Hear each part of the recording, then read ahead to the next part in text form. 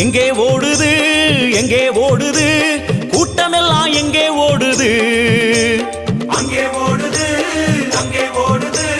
சன்னிதானம் நோக்கி ஓடுது எங்கே ஓடுது எங்கே போகுது சுவாமிமார்கள் எல்லாம் எங்கே போகுது ஹரிஹரசுதனின் தரிசனம் காண சபரிமலை நோக்கி ஓடுது கன்னி மூல கணபதிக்கு வந்தனம் சொல்லி குருநாதன் துணையோடு போகணும் சன்னிதானம் நடை திறந்த காரணம் சுவாமிமார்கள் எல்லாம் அவனை பார்க்க முந்தனும் வனமாளும் தேவதைய